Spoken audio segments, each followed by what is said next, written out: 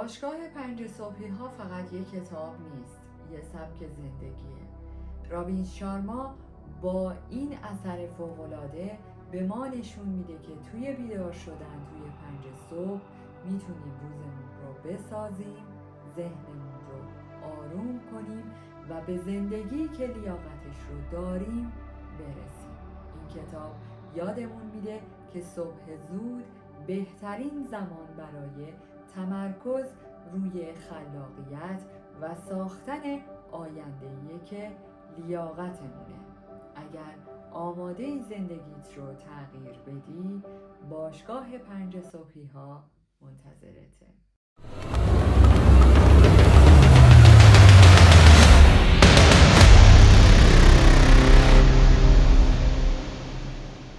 نام خالق هستی، باشگاه 5 صبحی ها، فصل 16، پارت 2.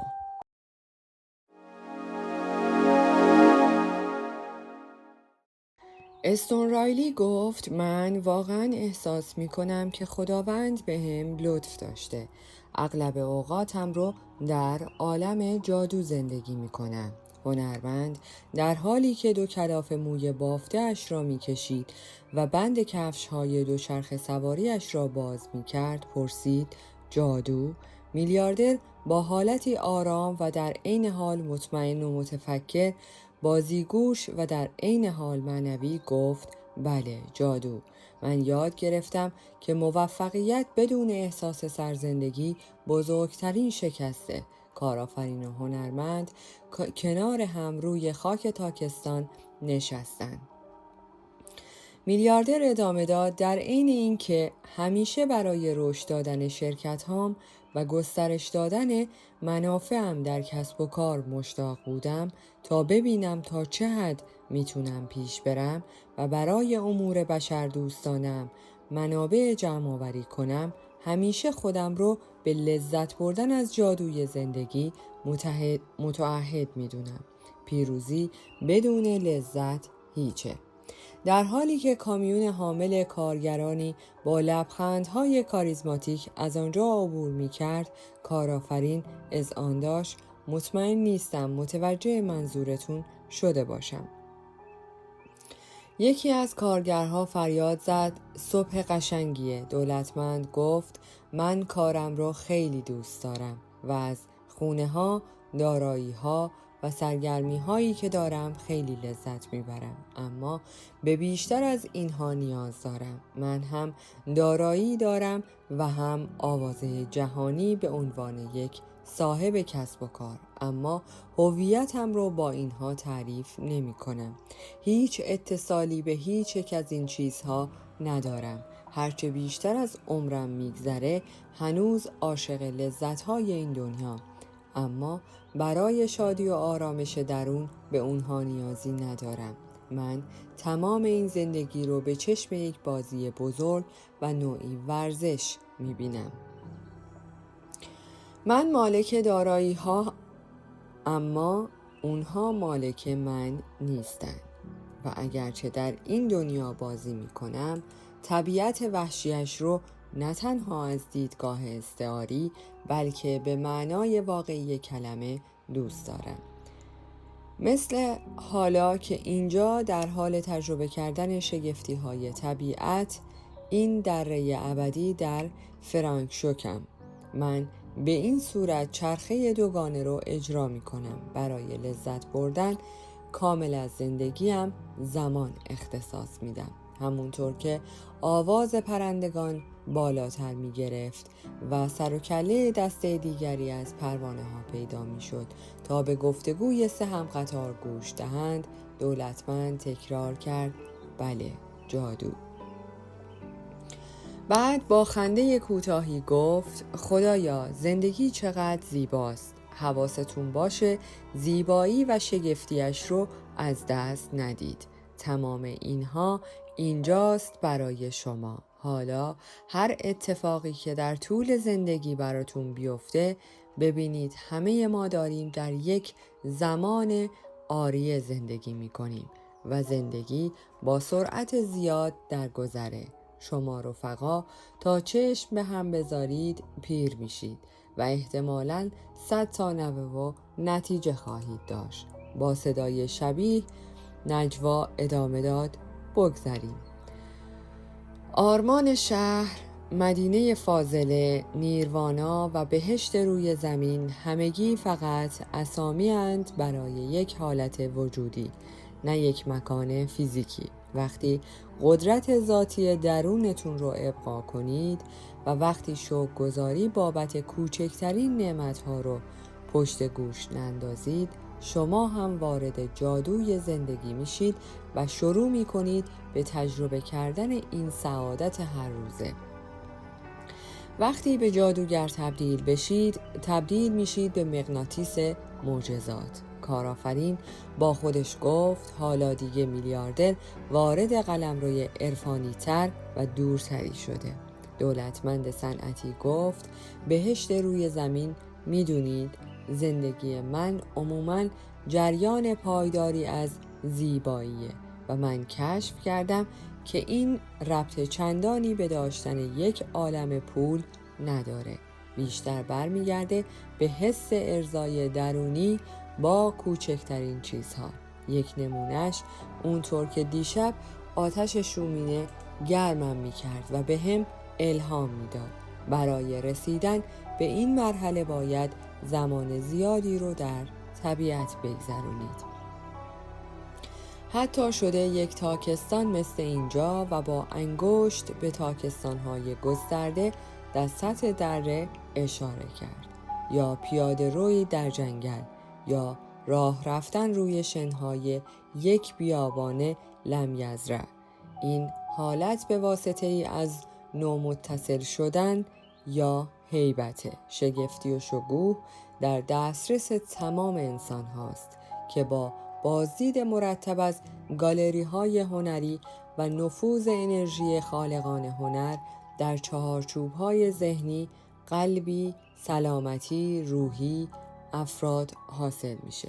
با خوردن غذای تازه و سالم و معاشرت با افراد جالب، واقعی نه مجازی، اهل فکر، خلاق و مهربان حاصل میشه که با بودنشون احساس خوبی به شما میدن. قدم گذاشتن به قلمرو جادو از طریق خداحافظی کردن با گذشته، در آغوش گرفتن حال و بازگشت به رویا پردازی، معصومیت، اشتیاق و عشقی که در کودکی با اون ارتباط نزدیک داشتید حاصل میشه. بزرگسالان کودکان زوال یافتند. وقتی خوشفکری و شهامت از نو گشودن قلبتون رو داشته باشید، بهشت روی زمین به طور طبیعی در قلبتون ظاهر میشه. درست همونطور که در بچگی قلبتون رو باز میکردید. هنرمند با انرژی وافر در بحث شراکت کرد. پیکاسو زمانی گفت 4 سال زمان برد تا مثل رافائل نقاشی کنم، اما برای اینکه مثل یک کودک نقاشی کنم 1 عمر وقت گذاشتم. موافقم که با برگشتن به معصومیت دوران کودکی میتونیم بار دیگه جادو رو وارد زندگیمون کنیم. میلیاردر توقف کرد، دوچرخه‌اش را زمین گذاشت و 2 شاگردش اشاره کرد تا دنبالش وارد تاکستانی شوند که تابلوی فلزی مشکی با نوشته شونون بلان به رنگ زرد داشت. کارآفرین و هنرمند حین رسم یک مدل دیگر روی خاک غنی از مواد معدنی تاکستان تماشایشان کردند. طرحی که رسم کرد دقیقاً به این شکل بود. میلیاردر در حالی که مثل یک سرباز خبردار ایستاده بود با خودش زمزمه کرد جادو. حالا چشمهایش بسته بودند، موهای پرپشتش کمی در جریان ملایم باد می جنبیدند. دستی روی قلبش گذاشت و دسته‌ای کبوتر به پرواز در آمدند. این روزها علاقه خاصی به نسیم پیدا کردم. نسیم رو فقط وقتی قدر میدونیم که دیگه نداشته باشیمش. همونطور که گفتم زندگی سحر و جادو در خودش داره. درست مقابل چشمهاتون قرار گرفته، در دسترس همه هست. همه ما میتونیم یک جورهایی برای خودمون جادوگری کنیم. اما برای تجربه کردن واقعیت والاتری که ازش حرف میزنم و برای پیدا کردنش نیاز داریم که به دفعات این دنیا رو ترک کنید، در بازی جامعه مشارکت کنید و حتی درش موفق بشید، اما گاهی ازش جدا شید تا مالک شما نشه، چون بازی که توده مردم درگیر شدن فقط یک وهم و خیاله، یک جور رویا در عالم بیداریه. عده زیادی از افراد خوب دارن بهترین صبح‌ها رو از زیباترین روزهاشون از دست میدن، چون پول رو بالاتر از معنای زندگی قرار میدن، سود رو به افراد ترجیح میدن، محبوبیت رو به شرافت ترجیح میدن، مشغله رو به خانواده ترجیح میدن و موفقیت رو به عشق ورزیدن. به معجزات ساده لحظه حال ترجیح میدن. چشمهای میلیاردر بسته باقی ماندند. بعد هر دو دستش را به سمت آسمان بلند کرد، همانطور که اغلب اوقات میکرد. رو به نموداری که روی خاک کشیده بود ادامه داد: شما وقتی به عالم جادو وارد میشید که حس لذت رو به قطب نمای خودتون تبدیل کنید. برای شناخت شادی روزافزون به آنچه شادتون میکنه اعتماد کنید. قلبتون خوب میدونه شما رو به کجا ببره. خرد قلبتون خیلی بیشتر از مغزتونه. غریزه خیلی بیشتر از عقل میدونه و حس درونی خیلی هوشمندتر از منطقه. از این بابت مطمئن باشید عقل و منطق ما از آنچه محیط و اطرافیانمون یادمون دادن ساخته شده. عقل ما با منطق و کارهایی که قبلا روش انجام گرفته محدود شده. خود والای شما خیلی بهتر از اینها میدونید. خود والای شما با فلسفه امکان پذیری کار میکنه، نه فلسفه واقع گرایی. وجودش رویایی نامحدوده. کارآفرین گفت: مطمئن نیستم متوجه منظورتون شده باشم. آقای رایلی دستور داد دنبال حس لذتتون باشید. تنها با افرادی معاشرت کنید که حس لذتتون رو خوراک میدن. تنها کارهایی رو انجام بدید که حس لذت شما رو خوراک میدن. تنها در مکانهایی باشید که درشون بیشتر از هر جای دیگه احساس سرزندگی میکنید. ببینید، میدونم که زندگی کردن بر اساس این مدل کار دشواریه. بنابراین این مدل رو به عنوان یک حالت آرمانی در نظر بگیرید که قراره در آینده بهش برسید و مثل تمام چیزهایی که بهتون یاد دادم این هم یک فراینده، نه یک رخ داد.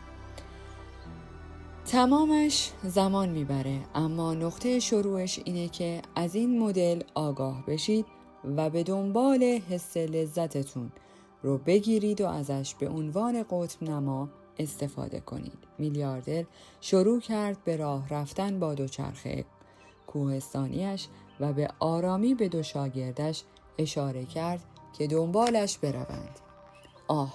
جادوی موجود در جوهره زندگی خیلی دوستش دارم. وجودم رو بیشتر از هر شی مادی دیگری با آرامش و سکون پر میکنه و این اهمیت ایجاد تعادل بین موفقیت و حس لذت و سرزندگیه.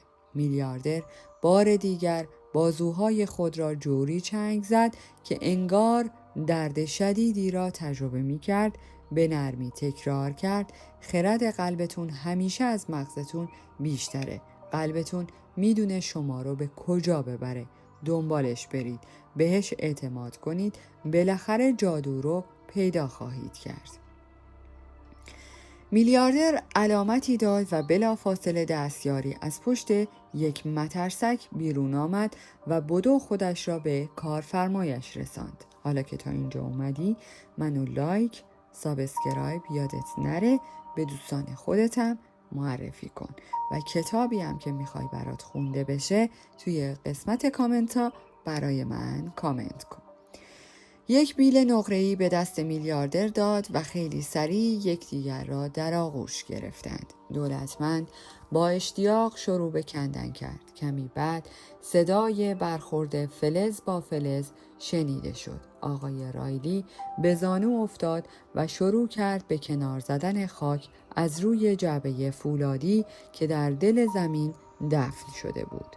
حین انجام این کار بنا گذاشت به آواز خواندن به سبک محلی اتریش و سوئیس. تماشای دولتمند حین کندن و آواز خواندن واقعاً حس خاصی داشت. کارآفرین و هنرمند مسحور شده بودند. بعد دولتمند در جعبه رو با دقت وافر باز کرد. داخلش 11 طلسم شانس جادویی وجود داشتند که هر کدام به یک نامه وصل بودند. در آن لحظه تابش آفتاب روی سر میلیاردر حالتی شبیه به هاله ایجاد کرده بود.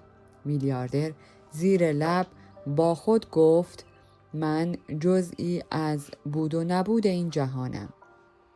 قدرت عظیم کائنات در درون من است.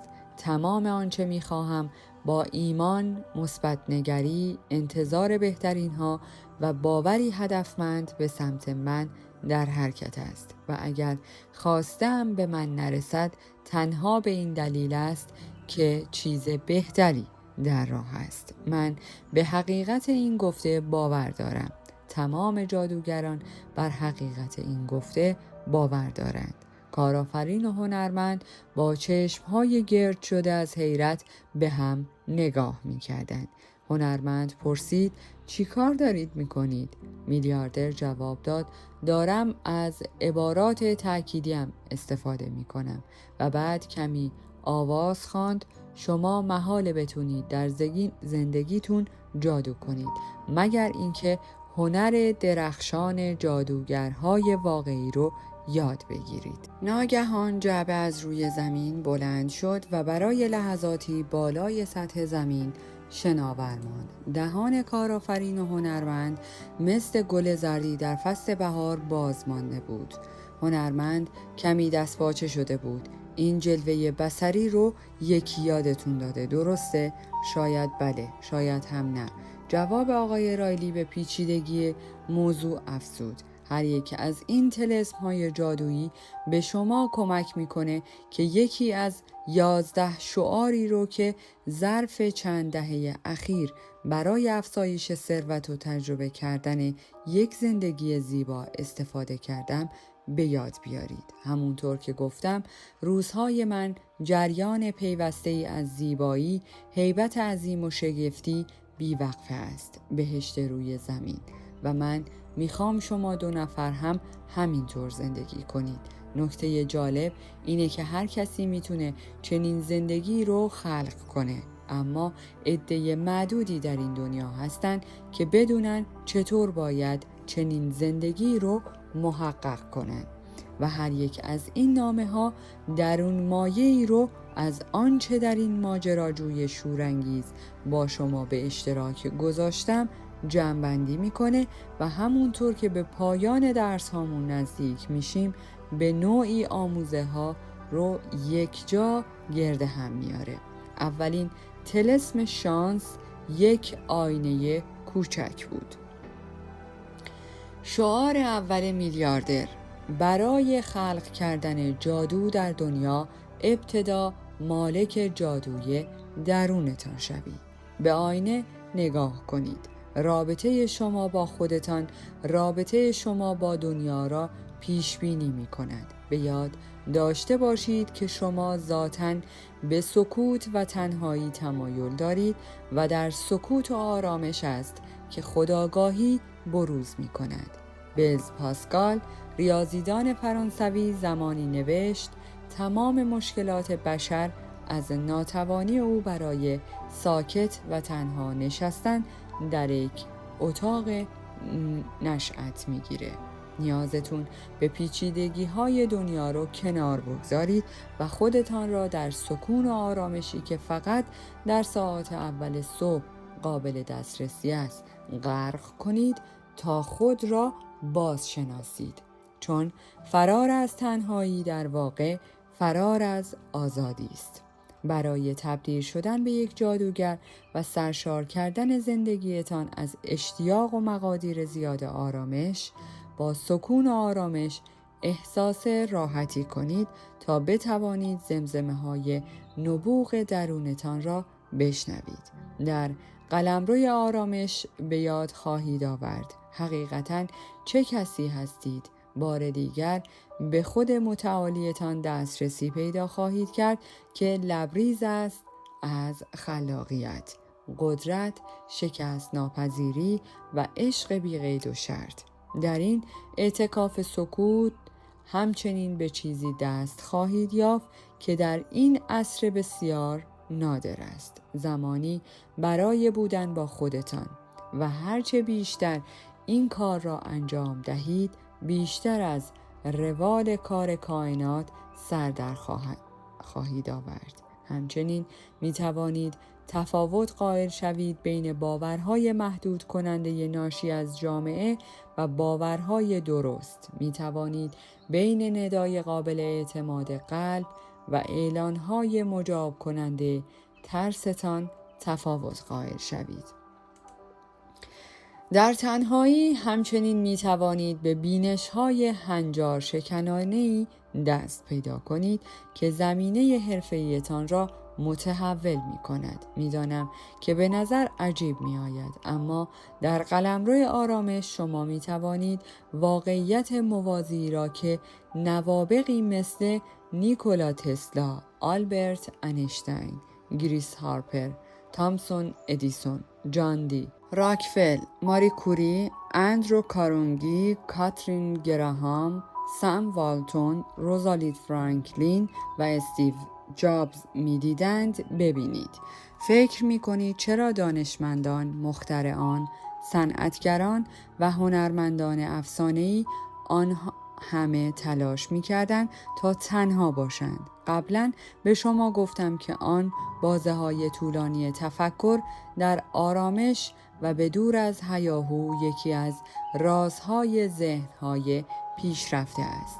در نهایت شما همان کسی هستید که باید تمام عمرتان را با او بگذرانید. پس چرا رابطه تان را با خود متعالیتان تقویت نکنید؟ نبوغتان را به طور کامل نشناسید و یک رابطه عاشقانه مادام عمر با ذات اصلیتان ایجاد نکنید. طلسم شانس دوم یک گل بود. میلیاردر آن را با لذت بو کشید، بعد لبخند زد و نامه مربوط به آن را به دست شاگردانش داد تا بخوانند. نامه می گفت: شعار دوم میلیاردر: تجربیات معجزه آسا را بر مادیات برتری دهید. دنیا بار سنگینی روی دوش شما قرار داده و شما را مثل سنگ سخت کرده است. در کودکی غریزه تان به شما نشان میداد چگونه معجزه را در یک دانه برف ببینید، ثروت را در تار زیبای عنکبوت بیابید و به زیبایی برگ درختان در یک صبح رنگارنگ پاییزی عشق بورزید. در آن دوران هدف به دست آوردن چیزی نبود، فقط کشف کردن زندگی بود. تعویض لنزی که دنیا و زندگی را از پس آن می‌بینید و دیدن پدیده‌های خارق‌العاده به جای چیزهای پیش پا افتاده و از نو عجین شدن، با پاکی ناب گم شده دوران کودکی قبل از آنکه این جامعه در هم شکسته آموزشتان دهد که اشیا و پول را به لذت‌ها و زیبایی‌های زندگی ترجیح دهید، توانایی شما برای خلق معجزه را افزایش می‌دهد.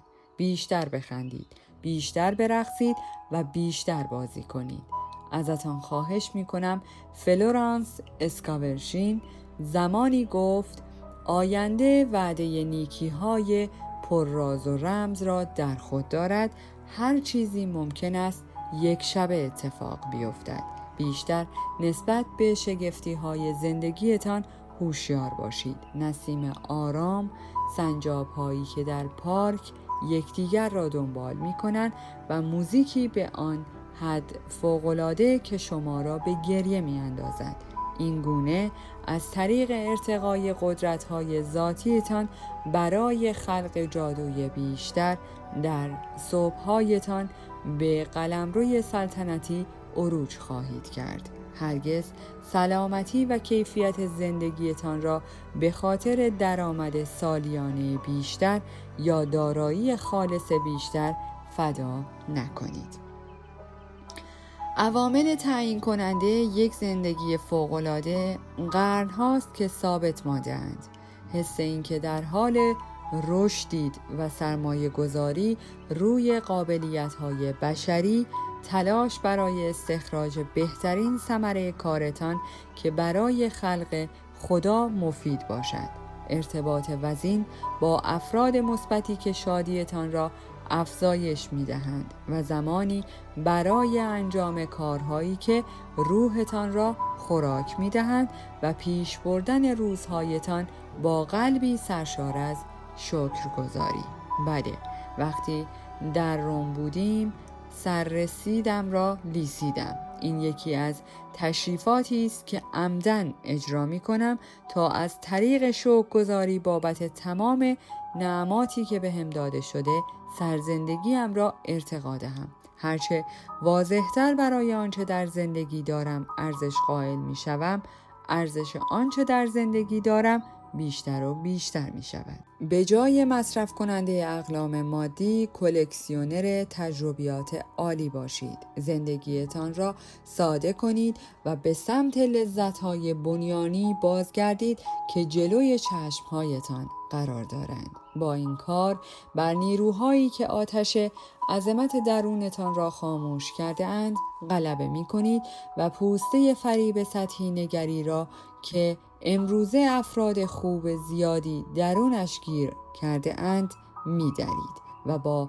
ادامه دادن این مسیر کم کم خواهید فهمید که زندگیتان واقعاً چقدر زیبا و عالی است و لطفاً به یاد داشته باشید که گذشته شما خدمتکاری است که شما را به آنچه الان هستید تبدیل کرده است، نه هم قطاری که اغلب زمان حال را کنارش بگذرانید و نه دوستی که با خودتان به آینده پاکتان ببرید.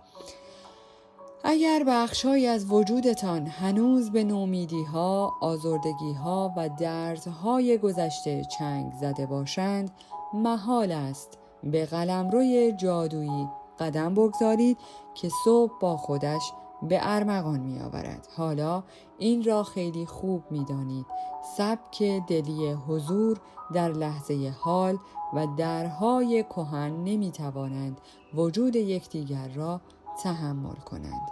پس با تمرین پیوسته و بیوقفه خود را جوری تعلیم دهید که کاملا در لحظه حال غرق باشید. بله، رسیدن به این مرحله نیازمند شکیبایی و تلاش است. با این حال لذت بردن از همین لحظه اکنون حرکتی ضروری برای خلق یک زندگی خیره کننده است. لحظه اکنون تمام دار و ندار شماست و این امپراتوری است که ارزشی بیش از تمام پولهای دنیا دارد. یک روز بالاخره به حرف من خواهید رسید. طلسم شانس سوم نماد یک در بود. میلیاردر خاطر نشان کرد هر پایانی یک نقطه آغاز جدیده. تمام آنچه ما تجربه می کنیم به دلیلی مفید اتفاق می افتند و وقتی دری بسته میشه همیشه در دیگری برای شما باز خواهد شد. همیشه به کائنات اعتماد داشته باشید که هوای شما رو داره، حتی اگر آنچه اتفاق افتاده هیچ با عقل شما جور در نمیاد. نامه متصل به نماد در می گفت: شعار سوم میلیاردر: شکست بیباکی رو بیشتر میکنه.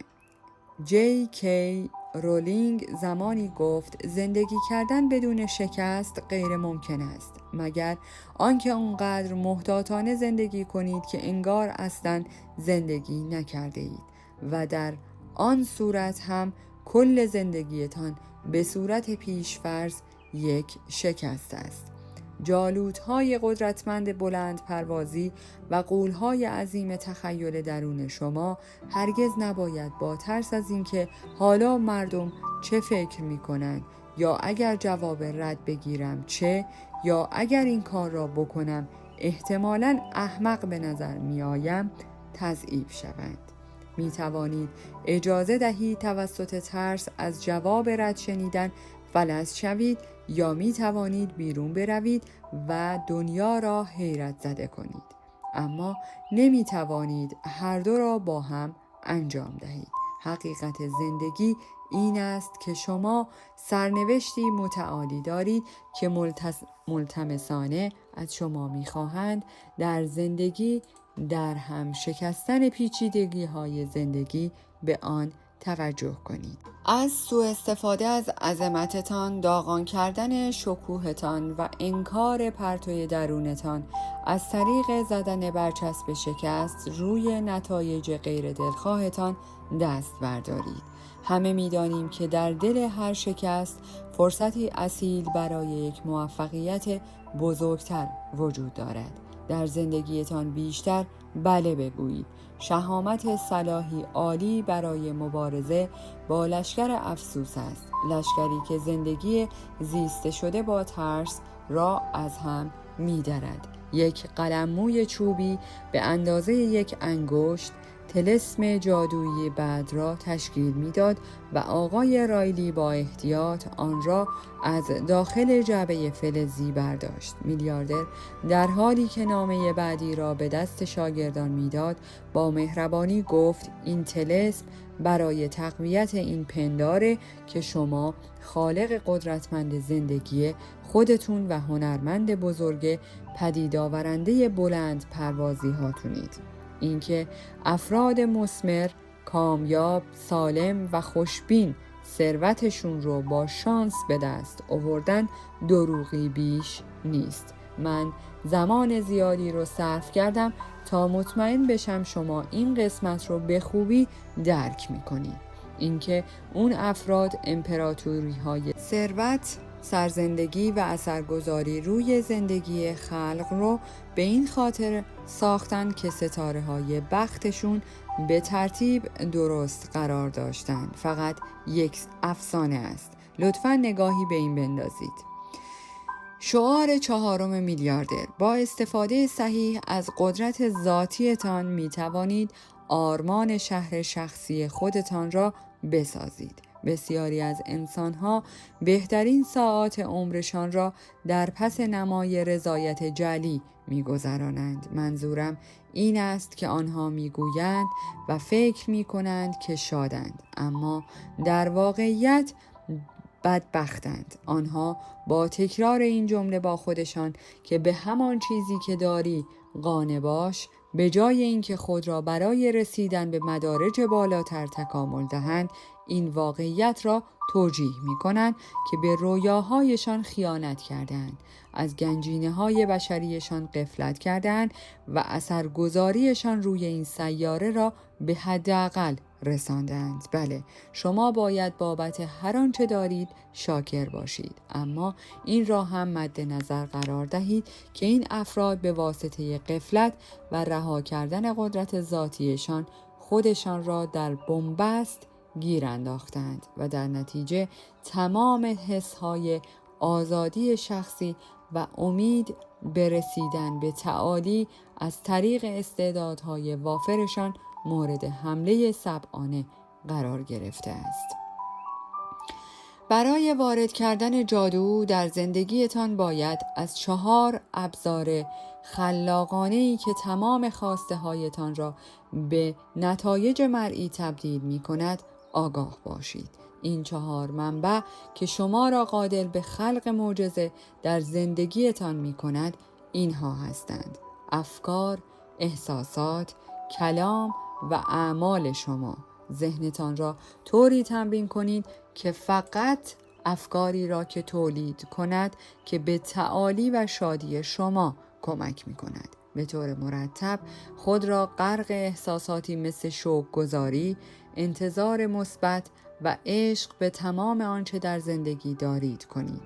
تنها کلامی را به زبان بیاورید که از ارتقاء فراوانی و انگیزه میگوید، مثل همان عباراتی که وقتی روی سرم ایستاده بودم میگفتم، و کارهایی را انجام دهید که با قهرمان درونتان که در عمق زیربنای خرد وجودتان نشسته همراستا باشد. کافی است روی کسانی دقیق شوید که از قابلیت‌هایشان آنطور که باید استفاده نمی‌کنند تا آشکارا درک کنید چرا شرایطشان اینقدر دشوار است. آنها افکارشان را به جای فراوانی روی کمبود متمرکز کرده‌اند.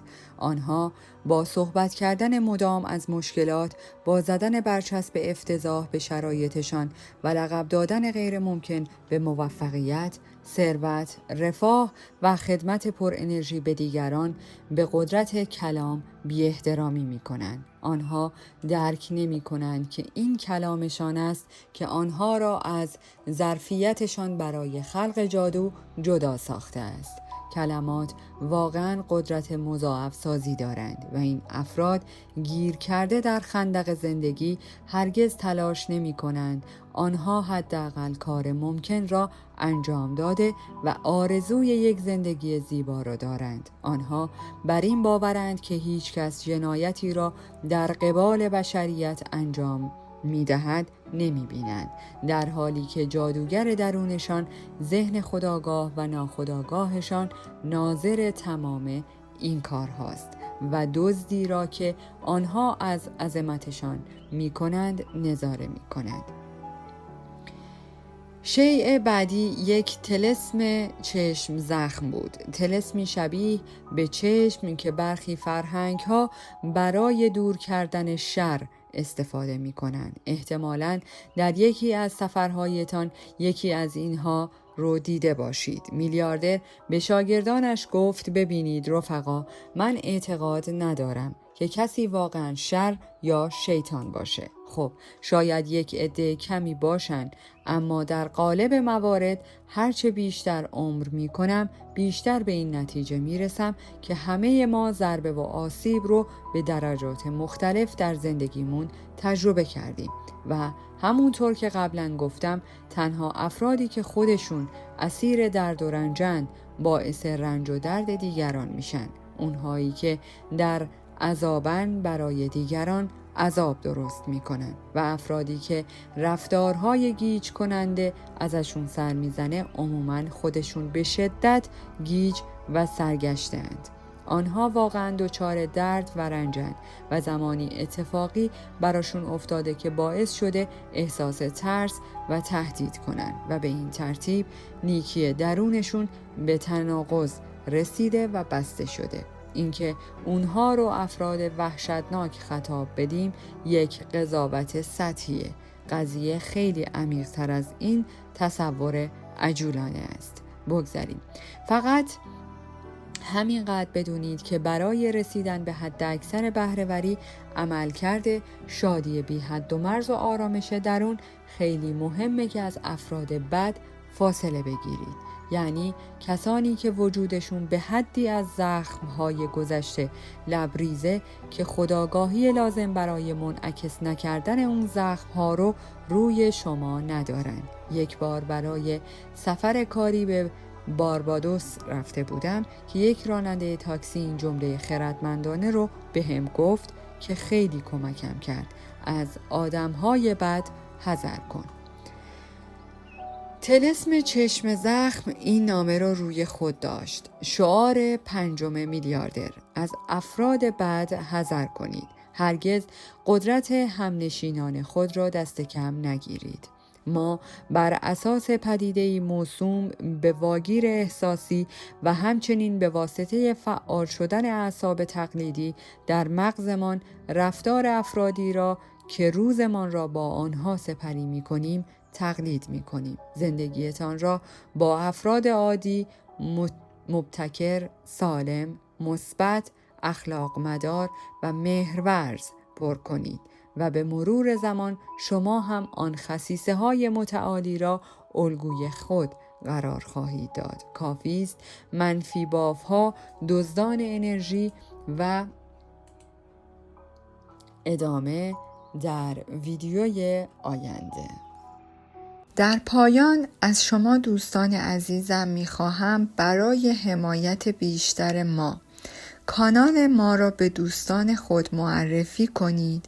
برای انرژی بیشتر ما رو لایک کنید و برای ادامه پرقدرت‌تر سابسکرایب. تا درودی دیگر، درود و 200 بدرود.